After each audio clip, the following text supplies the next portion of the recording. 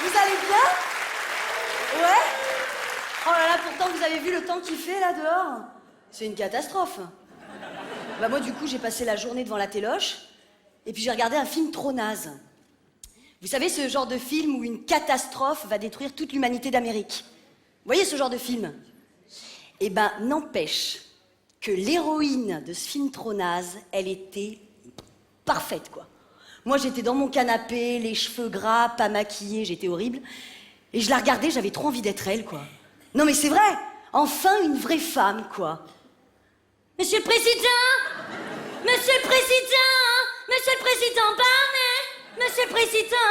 Lieutenant, je vous ordonne de me laisser passer sans embâche.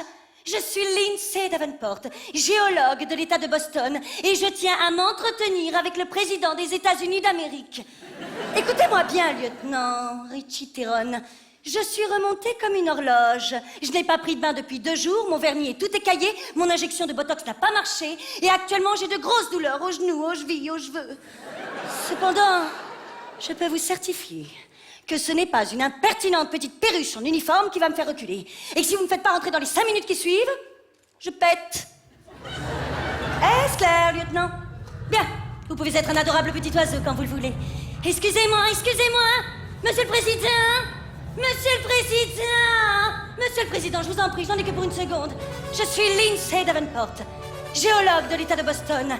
Mon père était un sympathique fermier du Ku Klux Klan. Quant à ma mère, elle est morte le jour de mes 11 ans lorsque je tuais un agneau avec mon frère Pittsburgh. Monsieur le Président, je suis sincèrement désolée de vous décevoir, mais il ne m'est plus possible de reculer et je ne suis pas venue vous annoncer que des bonnes nouvelles. Je vous écoute, Lindsay. Monsieur le Président, les allégations de cet individu ne font que ralentir la bonne marche de notre réunion. Cet individu, je vois que le Major Dan n'en est qu'à son galop d'essai quant à la galanterie envers les demoiselles de bonne famille. Lindsay, bon sang, que voulez-vous? Monsieur le Président, les vents de New York ont atteint hier soir la vitesse de 323 km/h en l'espace d'1 demi-heure. D'après mon ami Sammy Joe qui s'est envolé cette nuit, la Californie devrait être rayée de la surface du globe d'ici 3 semaines. Foutaise, cette femme a perdu la raison, Monsieur le Président. So glad to see you, Major Dan. She was a contest. You can't bet. Monsieur le Président, si vous me laissez 2 semaines pour vous expliquer, je serai parti d'ici 1 minute. Et vous n'entendrez plus jamais parler de moi d'ici 1 minute. Je peux. Les États-Unis d'Amérique vous écoutent, Lindsay. Major Dan, taisez-vous. Merci, Monsieur le Président. Comme je vous le disais il y a 40 secondes, ma calculatrice météorologique semble indiquer des rafales cyclémiques d'une valeur de 12 000 bars, soit l'équivalent de 800 trains corail lancés à pleine vitesse. Je crains de ne pas tout saisir, Lindsay. Oh, Monsieur le Président, ce que j'essaie de vous faire comprendre, c'est que la disparition de ces 14 portoricains dans un tourbillon jeudi dernier n'est pas le fruit du hasard, mais bel et bien un caprice de mère nature qui semble avoir de bien tristes projets pour l'humanité. Comme l'indique mon schéma, ça commencera ici, sur la rive ouest du Mississippi. Plus d'1 milliard d'enfants noirs sont déjà concernés. Puis une violente bourrasque en Californie. Dans 3 semaines, à Nottingham, à côté de Reese Roos, les oiseaux s'y cachent déjà pour mourir, Monsieur le Président. Et enfin, tous les États membres de Floride, dont chaque habitant d'ores et déjà perdu un membre. Monsieur le Président, nous avons fait quelque chose il y a ça,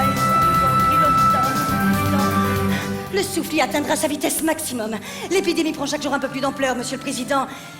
Et les sans-papiers se sont tous envolés lors de l'ouragan Christopher James. Quant au reste du monde, ce n'est plus qu'une question de temps. Et la bonne nouvelle, c'est que j'ai une solution. Et je n'ai pas peur de le dire. J'ai une solution, messieurs. Et elle n'est pas des plus moindres. Puisque la solution serait de s'installer sur la météorite et incorporer une sonde de diamètre symétral. Le problème, c'est que seule une poignée de repris de justice peuvent faire ce travail.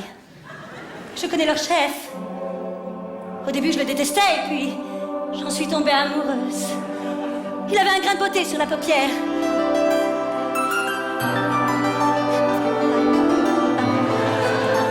Et un jour, il m'a collé une baffe dans l'oreille. Ça m'a fait rire, et j'ai souri. Il adore ma robe en soie de coton et j'apprécie sa salopette. Et lui aussi, Benji, son son adorable Golden Retrievers, qui nous accompagne dans toutes nos folies. À sa sortie de prison, je compte bien me marier avec lui, monsieur le président des États-Unis d'Amérique. Seul lui seul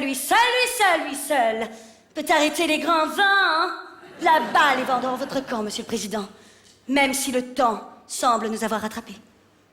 Happy face, Mr. President. Happy fucking face.